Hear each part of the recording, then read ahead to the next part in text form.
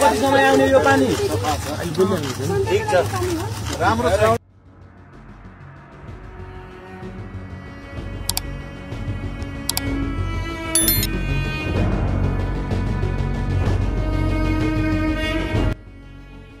सन् 1998 मा एउटा वाचा गरियो, काठमाडौँ सफा पानी र स्वच्छ जीवन।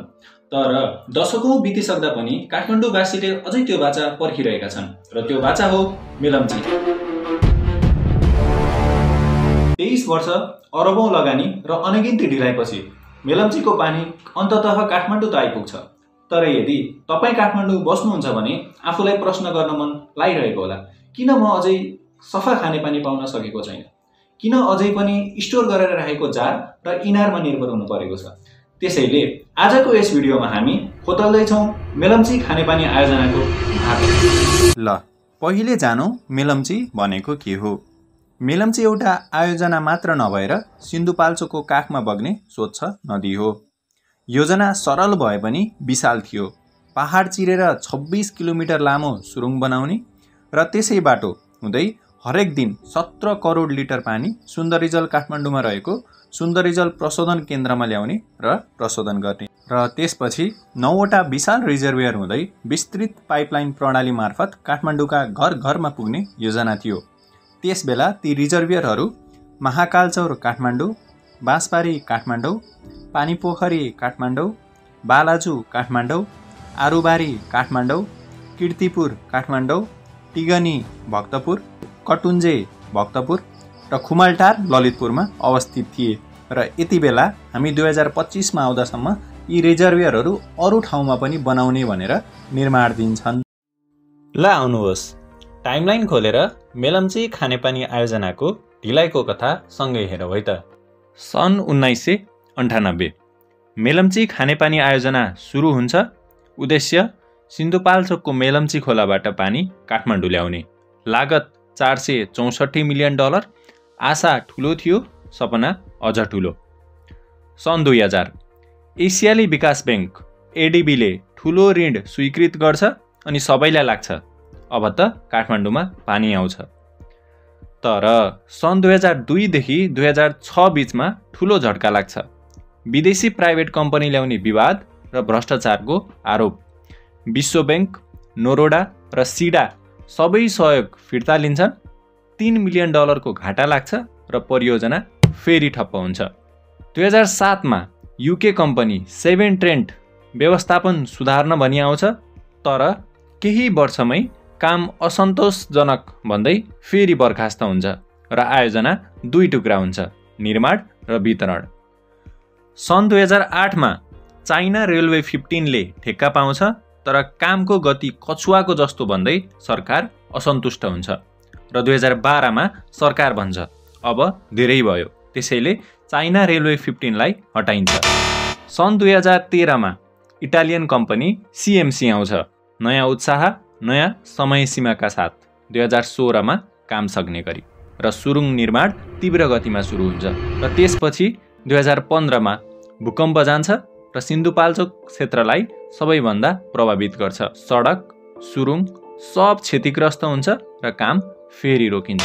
सन् 2018 मा सुरुङ 90% पुरा हुन्छ, तर फेरि सुरु हुन्छ भुक्तानी विवाद। सिएमसी भन्छ थप रकम देऊ र सरकार भन्छ तोकेको भन्दा बाहिर जाँदैनौ। र त्यसपछि सन् 2019 मा सिएमसीले कर्मचारीले 3% कमिसन मागेको भन्दै काम छोड्छ। तर सरकारले यो आरोप अस्वीकार गर्छ र मेलम्ची फेरि अधुरो हुन्छ। सन् 2020 मा सुरुङ परीक्षणको क्रममा ढोका फुट्छ। 2 कर्मचारीको ज्यानै जान्छ र परियोजना पुनः अन्धकारमा जान्छ। मार्च 2021 मा अन्ततः 23 वर्षपछि मेलम्चीको पानी काठमाडौँमा बग्छ। लामो प्रतीक्षा, लाखौं आशा पुरा हुन्छ। तर खुसी लामो समयसम्म टिक्न सक्दैन। सन् 2021 को जुनमा मनसुनले इन्टेक साइटै बगाउँछ, काम फेरि ठप्प हुन्छ। ल आउनुहोस् जानौँ मेलम्चीको पानी काठमाडौँसम्म आउन किन यति ढिलाइ भयो। पहिलो कारण हो अस्थिर राजनीति। सन् 1998 देखि अहिलेसम्म 20 भन्दा बढी सरकार फेरिए। प्रत्येक पटक नयाँ मन्त्री, नयाँ पार्टी, नयाँ प्राथमिकता र आफ्नै नियम।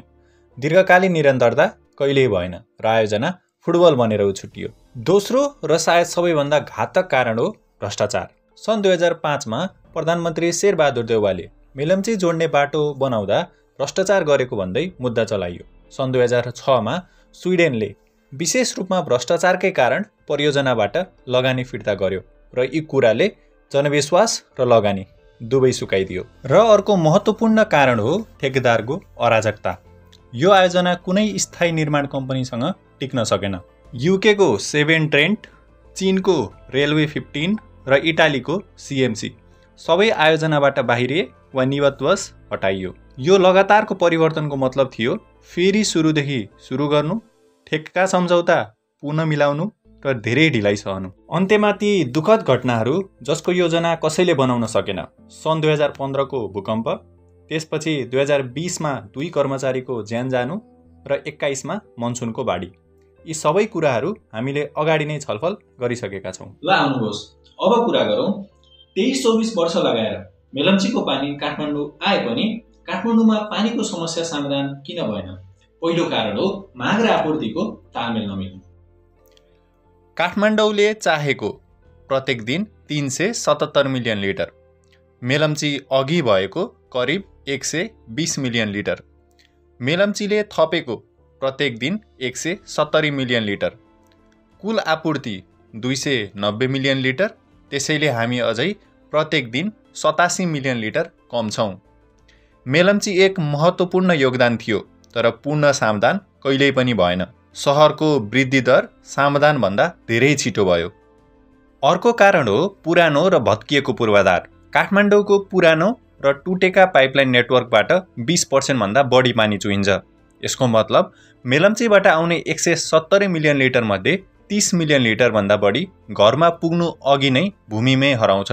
अर्को हो वितरणको समस्या। पानी आए पनि यसलाई सबै ठाउँमा समान र प्रभावकारी रूपमा वितरण गर्ने प्रणाली पुरानो छ। नेटवर्क पर्याप्त स्मार्ट वा मजबुत छैन, जसले गर्दा सबै क्षेत्र विशेष गरी उच्च भूभागमा आपूर्ति सुनिश्चित गर्न सकिँदैन। कहिलेकाहीँ केही ठाउँ पानीले भरिन्छ त कहिले ठाउँमा एक थोपो पनि पानी हुँदैन। अब कुरा गरौँ ट्याङ्कर माफियाको। जब नल सुक्खा हुन्छ उनीहरूको व्यापार फस्टाउँछ, अरबौं रुपियाँ कमाउँछन् र ठुलो लाभ दिन्छन्। के मेलम्चीलाई पूर्णता नदिनु, ढिलासुस्ती गर्नुमा यी माफियाको हात त छैन? यो सोच्न लायक प्रश्न हो। म पनि काठमाडौँमै बस्छु। हरेक 1 महिनामा कम्तीमा 1200 देखि 1500 को पानी ट्याङ्कर वा जारबाट लिने गर्छु र म जस्ता मान्छे काठमाडौँमा धेरै छन्।